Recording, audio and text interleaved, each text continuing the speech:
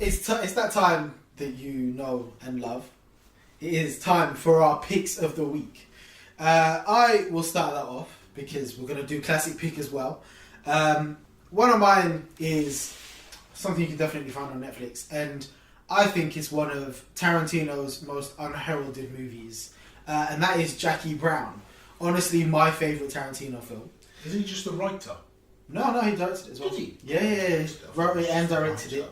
And I think True Romance is the one where he just wrote it and then he didn't direct it. But it stars Pam Grier, all of his favourites in, it's got Samuel L. Jackson, it's got De Niro, it's got Fonda, Bridget Fonda, Chris Tucker. Everyone's in this movie. I mean, the one thing, I haven't actually really explained what it's about. It is about Pam Grier plays Jackie Brown. No, she doesn't. Yeah, she does. Bridget Fonda plays Jackie Brown. Nope. Pam Grier plays Jackie Brown. Oh, that's close. And she is a flight attendant who... Oh my god. I forgot the plot of this movie. You're alright. She loses... No, but I want to do it off the top of my head. She loses her job and she starts running the drugs, isn't it? She smuggles money for Ordell Robbie, who is Samuel L. Jackson. And when she gets caught by the FBI, they propose a deal to try and get him, snatch him up. Mm-hmm. The Robert De Niro's character in this is really fucking funny. Louis Gara, I think he works for Samuel L. Jackson, and there's scenes in... Okay. I knew you were going somewhere like that for a bit. It was just distracting me. But this movie... It has a certain flow. The camera work, it's different to a lot of the way that Tarantino normally works. He hasn't got to his hyper-violent stage. Well, yeah, Reservoir Dogs doesn't have it either, so... Well, it does. Man gets his ear cut off. But that's off screen, so it's fine. Still gets his ear cut off. Yeah. It's not... But I think he's not reached his hyper-violent stage yet, and there's a really fun scene in a parking lot with De Niro and Fonda, which is... pretty good. Basically, this is that one movie that you forget is a Tarantino movie and is quite possibly one of his best. It is quite long. It's about 3 hours. All of his films are. Yeah, I think it's possibly his longest Captain film. Self-Indulgent. Well, Reservoir Dogs is probably the only one that's under 2 hours. But it's the one where he develops characters quite well, but there's so many of them that he keeps it fairly light. That's why I think he doesn't go too deep in the hyper-violence as well. Okay. Yeah, that's one of the picks. It's on Netflix, so it's nice and easy to find. And there's a very, very 80s flavour to it because it was released in 97. But yeah, check it out. What's your pick? My pick this week is a film on Amazon Prime. Amazon Prime, for Amazon those Prime. who don't speak Harry. Yep. It's called Everybody Wants Some. It's a Richard Linklater film. Ooh, So okay. the Boyhood, Before Midnight, Dazed and Confused. It's kind of this. He billed it as the spiritual sequel to Dazed and Confused, as it's set in college. It's about about a baseball team in this college. I can't remember what the college is. As they arrive for spring training. So they're basically the start of the year. And it's about their 48 hours before they have to go and actually, just think, all they think about is baseball. So it's got a fairly new cast, but Wyatt Russell's in it, so Kurt Russell's son, Blake Jenner, who isn't a Jenner. Good. Lucky for him. And Zoe Dutch, who is Leah Thompson's daughter from Back to the Future. And it's got fantastic music. They go to all these different bars and clubs and all these different places, and they listen to all these different musics, and it's just how adaptable they are. The screenwriting is brilliant. It's well directed. It's subtle direction, as you'd expect from Nick Later. Is it the one he did before Boyhood? Well, After. Yeah, he released it after Boyhood. Oh, that's good.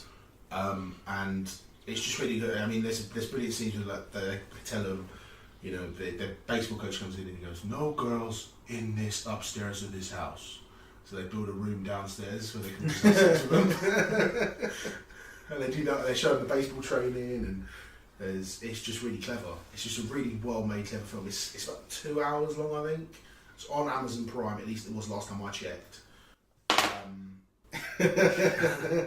And it's worth your time. Check it out. It probably should have been Oscar nominated for screenwriting, as Linklater has won an Oscar for screenwriting before. I think for Before Midnight. I might have made that up off the top of my head.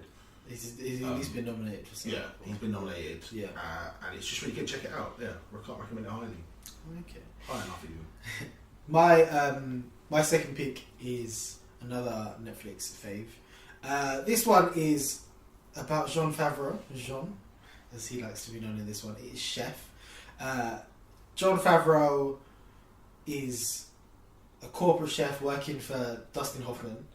Like, actually, the more I think about this movie, the more I think this cast is so good. Yeah, John Favreau's been doing a lot of favours because he's the director. Yeah, he's directed this one as well. I think he may have written it. Don't hold me to that. He did.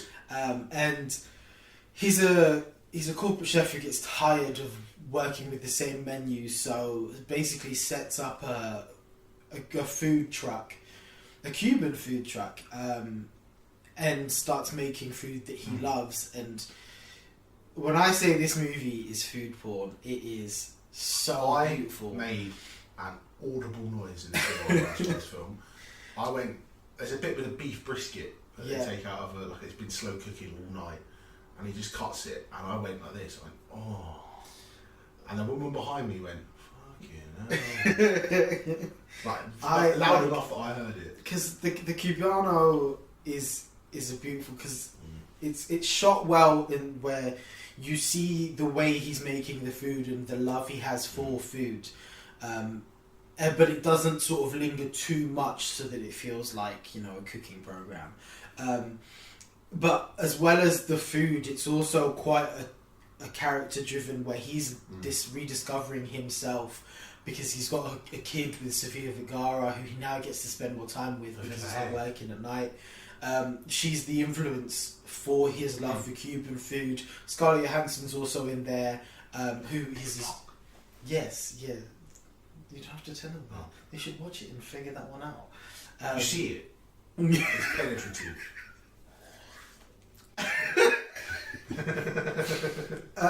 John Leguizamo as well is his sous chef, who follows him out of the restaurant, and Dustin Hoffman plays quite a good, because you don't, he's the closest thing to a villain in the movie, but you understand that he just wants his restaurant to survive and make sure that nothing goes wrong. That's why he's kind of stuck not wanting to change things. And soundtrack as well. Fantastic soundtrack. Oh my god. You feel... This movie draws you in because everything about it is so immersive. It's got bright colours, the cinematography is beautiful, and the shots just... I mean, my mouth's salivating thinking about this movie. It's on Netflix, and it's quite a short one as well, so it's definitely worth watching. Straight as soon as you finish watching this video, I want you to like, make sure you're subscribed, and then watch. I forgot to say as well. Yeah. This is for a certain member of the Press A to Play podcast, so I know we'll like this one. Okay. This tagline for Everybody Wants Some is "Here for a good time, not a long time," and he knows who he is. I like That's for you. So what's this pick? Is your classic pick, isn't it? Yes, it's my classic pick. I'll forgo other pick for this one. Okay. Because this is fantastic. Harry's classic pick of the week. Classic pick of the week. It is The Conversation from 1974. Gene Hackman, Francis Ford Coppola, and a very, very young Harrison Ford. How young are we talking? Oh, well, he hadn't made Star Wars yet. He's not famous, Harrison Ford, basically. Okay. So, Francis Ford Coppola made this film after making The Godfather Part 2. Mm-hmm. I'll read you the synopsis. Do it. A paranoid, secretive surveillance expert, played by Gene Hackman, has a crisis of conscience when he suspects that a couple he is spying on will be murdered.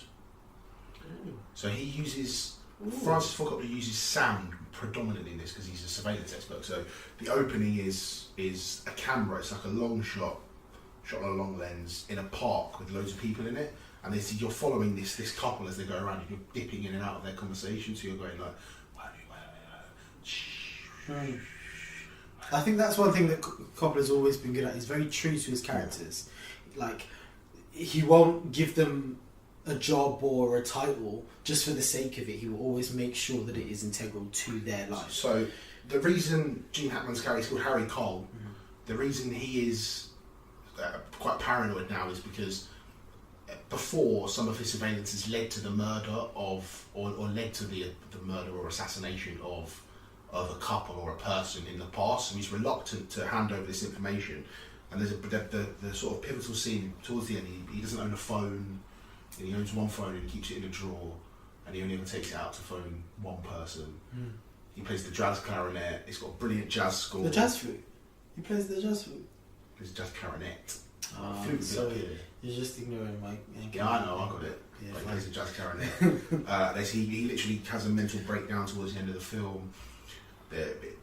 There's a homage to it in Enemy of the State, which Gene Hackman's in with what's his name? That one, Will Smith. Yeah. Where one of the actors in the film is wearing like an anorak that's see-through, but it's like a raincoat, and that's the coat that Gene Hackman wears in that film. And I read somewhere that it's the same coat, in fact, and Gene Hackman was like, why don't you put this on? Gene Hackman's fantastic in it. It's no one else is really noticing it, but it's just one of the most perfect thrillers probably ever made. It's Francis Ford Coppola flexing his muscles, just going, you want to see what I can do? You seen Godfather? Watch me mix this shit up. Watch this. Boom. Then Apocalypse Now comes. And then Godfather Part 3. And then all the other wonderful things he made after that. It's absolutely brilliant. It might be a little difficult to find. I'm fairly certain you'll probably be able to find it on Amazon if you pay for it, and Google as well. And I think it might be on Sky Movies as well. But it's worth paying for. It's worth paying for. It is perfect. It's perfect. So those are the picks of the week. If you have any suggestions for things that we should talk about as picks of the week, write in the comments below. Don't forget to like this video.